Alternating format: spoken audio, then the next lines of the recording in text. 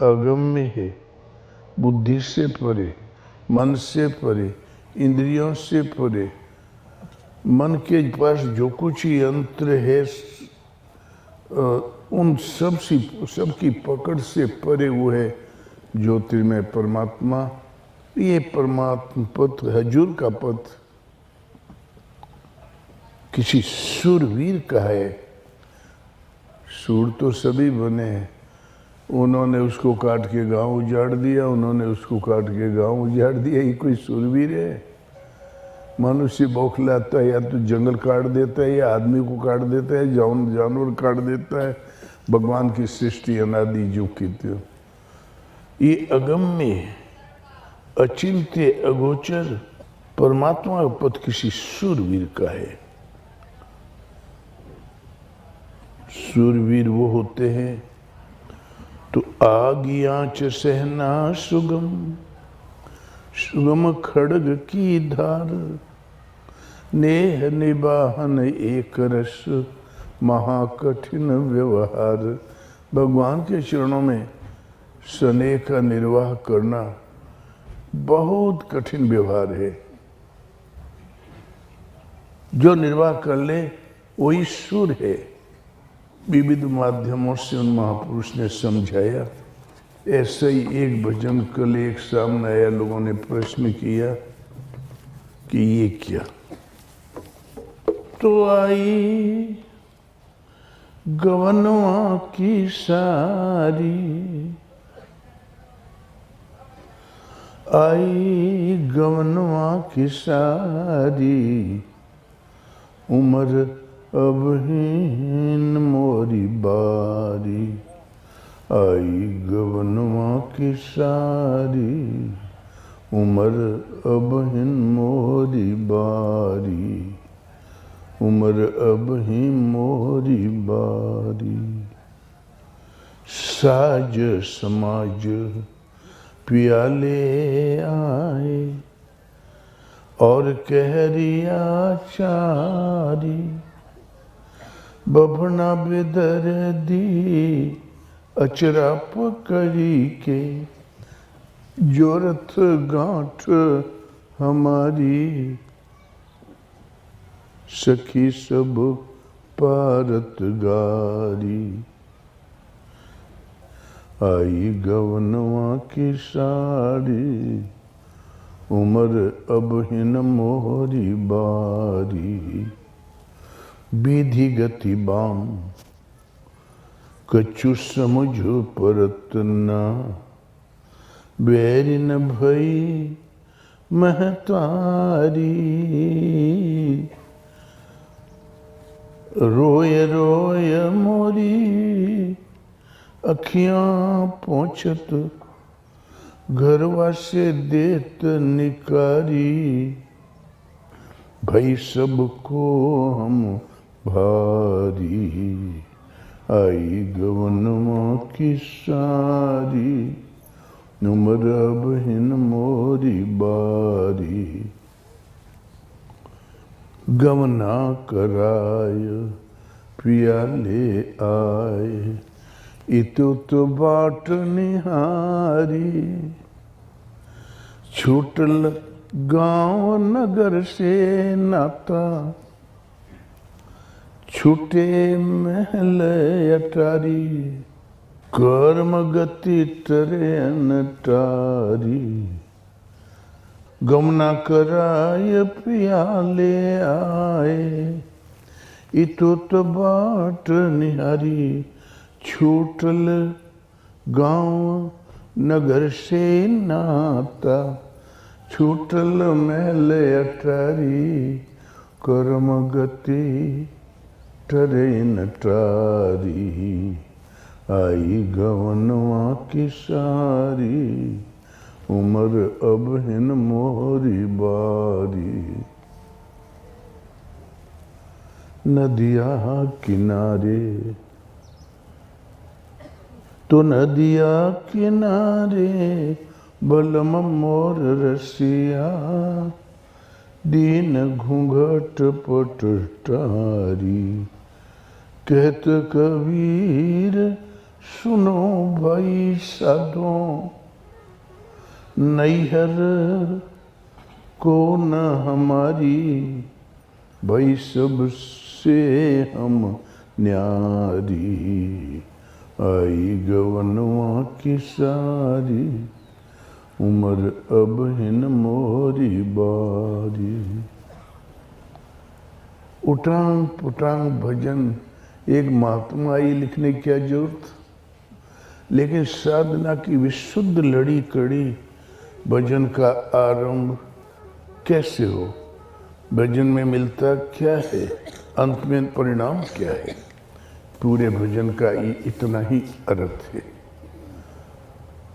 तो आया है सो जाएगा, राजा रंग को फकीर, एक सिंहासन चढ़ चले, एक बंधे जंजीर। जो आया है जाएगा, राजा भी रंक भी फकीर भी, एक ही सिंहासन एक ही जंजीर एक ही अर्थी। एक सिंहासन चढ़ चले, एक बंधे जंजीर। सृष्टि मरण धर्म है, लेकिन एक गमन ऐसा है जहाँ जाने पर फिर हमें सदा रहने वाला जीवन मिल जाता है। तो आई गवनवा की सारी, संसार में तो गवने होते ही रहते हैं। राज्य जन्म किसी न किसी दिन कहीं न कहीं जाना ही होता है, लेकिन इस प्रकृति पार प्रभु सबूरवासी परमात्मा प्रकृति से परे है। वो घट घट में निवास करता है। उस परमात्मा पर्यंत दूरी तय करने वाली आज हमें सारी मिल गई। चित्त वृत्ति ही चीर है। मनुष्य दो प्रकार का होता है। जब चित्त वृत्ति में आसुरी संपद कार्य करती है तो असुर है। जगत रूपी रात्रि के घने अंधकार में भटकने वाला पथिक है। निशा माने रात्रि, निशा पे में चलने वाला निशाचर कहलाता है। और जब देवी संपद कार्य करती है तो देवता है। वो परम देव परमात्मा पर्यंत दूरी तय करा दे। भगवान कृष्ण कहते हैं देवी संपद भी मोक्ष है। देवी संपद परम कल्याण के लिए होती है। आसुरी संपद अधोगति अनंत योनियों में भटकाने के लिए होता है। देवी संपद के जब लक्षण गिनाए तो श्रम दम यम नियम समर्पण ब्रह्मचर्य एकांत सेवन सतत चिंतन की प्रवृत्ति धारणा ध्यान, ये देवी संपद परम देव परमात्मा का देवत्व सने सने आप में अर्जित करती है। अर्जित करते हुए वहां ले जाती जहां परम देव परमात्मा है। सन्मुख खड़ा किया, आप में दृष्टि बनकर संचारित हो जाएंगे भगवान। सामने स्वयं दर्शन स्पर्श और स्थिति प्रवेश मिल गया। प्रवेश के साथ ही देवी संपद अपना कार्य पूरी कर चुकी, विलय हो गई। वहां प्रवेश के साथ आसुरी संपद पहले ही से शांत हो गई, तब तो वहां पहुंचा। देवी संपद भी मोक्ष है। हृदय में देवी संपद का उत्कर्षित देवता पूजा है। तो जब देवी संपद चित्त वृत्ति में देवी संपद प्रवाहमान हो गई तो परम सत्य एक परमात्मा तक पहुंचाने वाली साड़ी मिल गई। व्यापक एक ब्रह्म अविनाशी सतचेतन घन आनंद राशि। वो परम सत्य है, असीम आनंद की राशि है। सत्य वस्तु है, आत्मा मिथ्या जगत प्रसार। उस सत्य की ओर गतिशील कर दिया। अब वृत्ति उदरी प्रवाहमान है, चित्त वृत्ति ही चीर है। इसमें जब वो देवी संपत्ति प्रवाहमान हुई तो सत्य पर्यंत दूरी करा देने वाली साड़ी मिल गई। आई गवनवा की साड़ी। आप प्रकृति के फंद से अलग परमात्मा में प्रवेश उस स्वरूप तक पहुंचाने वाली साड़ी मिल गई। जब भगवान प्रवाहमान हो जाए तब उम्र अबहिन मोरी बारी। गुरु महाराज का कहना था 5 साल का लड़का और स्वरूप में स्थित परमहंस एक ही होता है। 5 साल के लड़के में काम, क्रोध, मोह, लोभ कुछ होता है? तृष्णा होती है, आशा होती है? यही उस महापुरुष की स्थिति है। बालवत स्वभाव हो जाता है। गाली दो तो ठीक, पुचकारो ठीक, मीठा बोलो ठीक, कड़वा बोलो ठीक। सनकादि ऋषि देखत बालक बहु कालीना। देखने में बालक 5 साल के सदैव रहते थे और सृष्टि के आदि में उनका जन्म हुआ था। यही महापुरुष की रहनी है। जब सत्य प्रवाहमान हो जाए वृत्ति में तब बालवत स्वभाव हो जाता है, संत का स्वभाव आ जाता है। अब उम्र हमारी बाली, पहले नहीं, पहले तो टंग पर टंग। एक बाबा रोजे झगड़ा कर रहे थे, हमको रे क्यों कहा? आई गवनवा की सारी, उम्र अब हिन मोरी बारी। भजन लिखने में नहीं आता, भजन वाणी से कहने में नहीं आता, किसी अनुभवी महापुरुष के द्वारा हृदय में जागृत हो जाया करता है। किसी अधिकारी के हृदय में जागृत हो जाया करता है।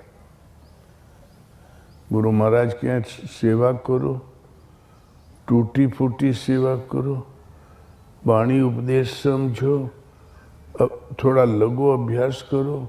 जहाँ श्रद्धा से संबंध जुड़ा तहाँ भजन स्वतः जागृत हो जाएगा।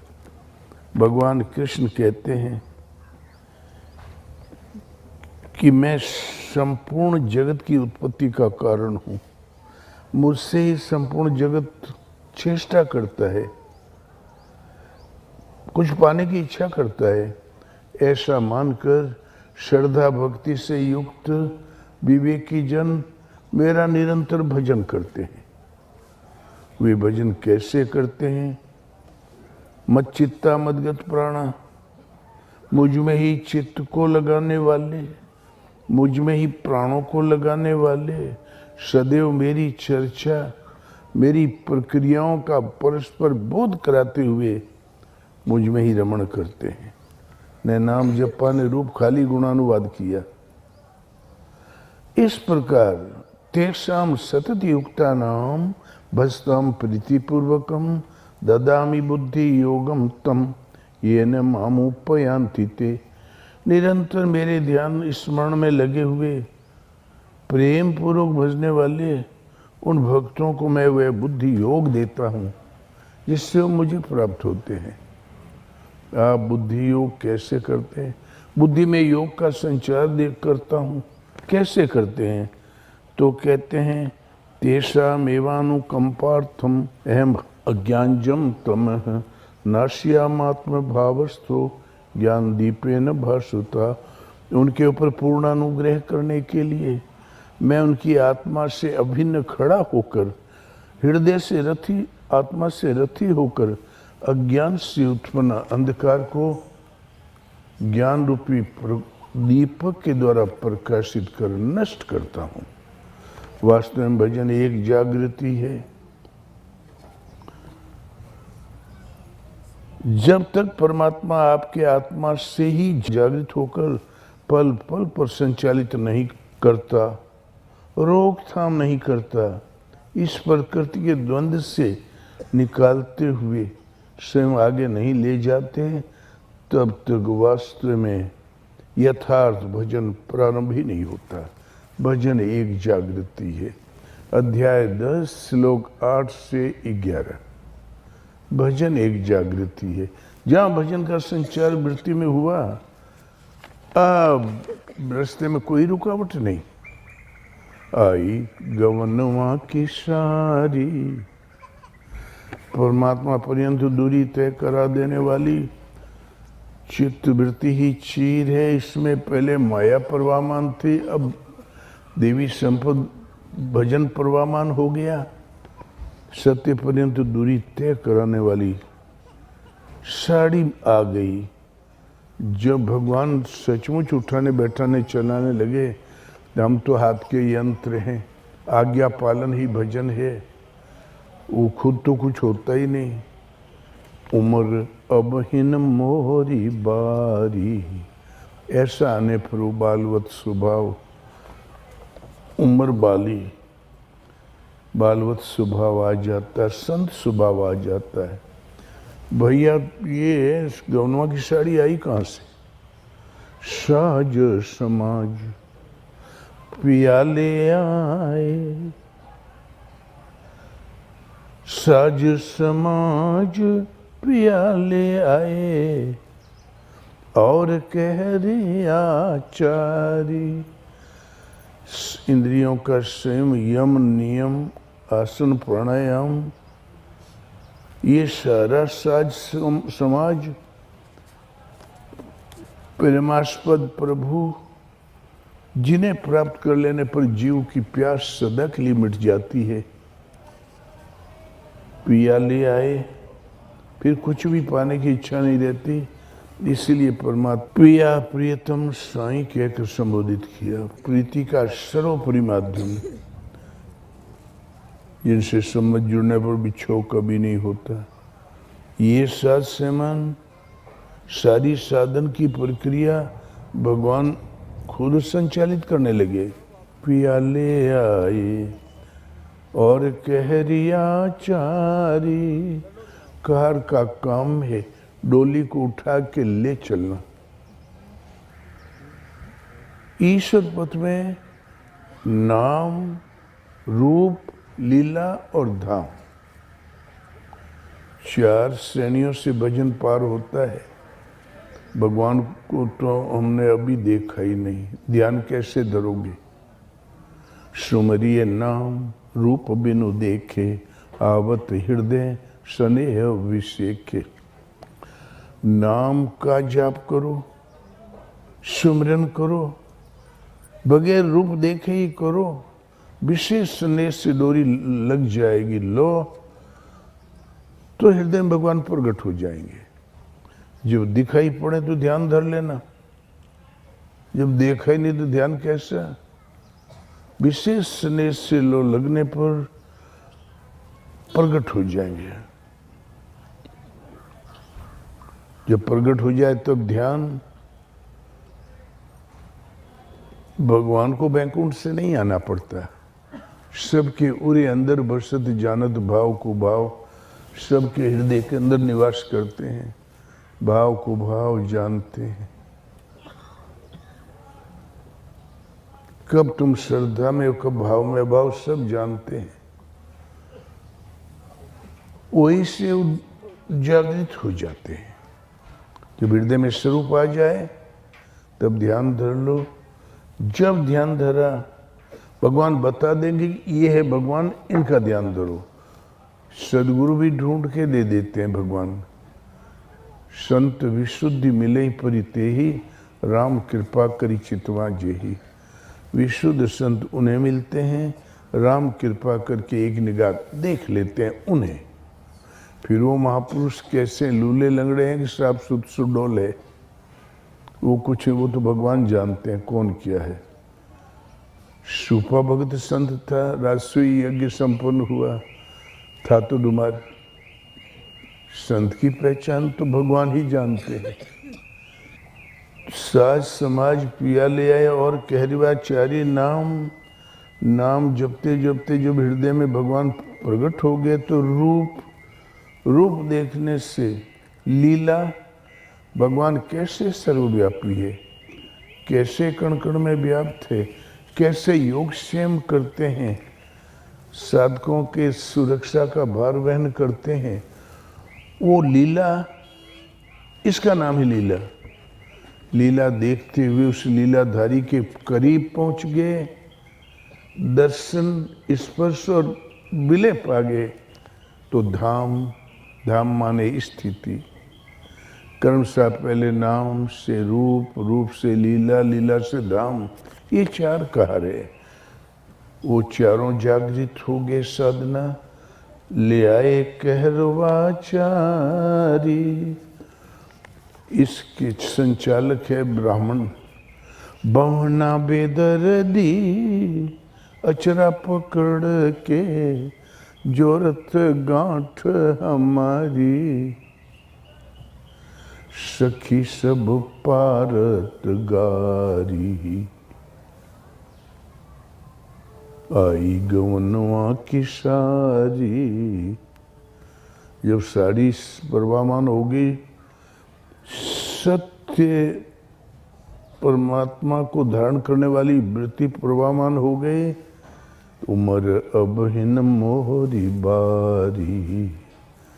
बभना, यहाँ तो ब्राह्मणों की कतार लगी है, लेकिन ब्रह्मवेता, ब्रह्म से वित्त हो, ब्रह्म वक्ता, ब्रह्म के विषय में व्यक्त करता हो, सूरत गुरु के लक्षण जान।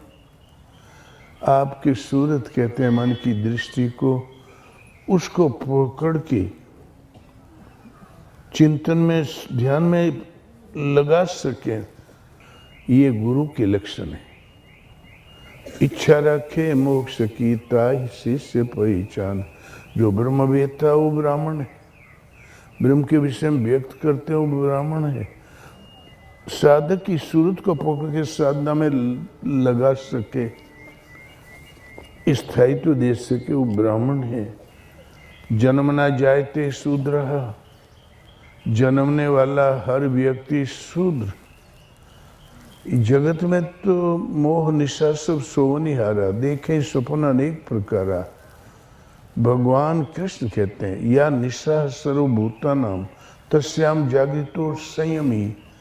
जगत रूपी रात्रि में सभी प्राणी निश्चेष्ट सोए हुए हैं, संयमी पुरुष जाग जाता है। जागृति के प्रथम चरण में वो शूद्र है, अल्पज्ञ है, लेकिन अनंत सृष्टि सो रही, वो जाग रहा है। किसी को कुछ नहीं दिखाई देता, सब बेहोश बेगम, और वो किसके ऊपर कितना गर्दा पड़ा है, छपकली कहाँ से डांक के चली गई, क्या परिस्थिति वो देख रहा है।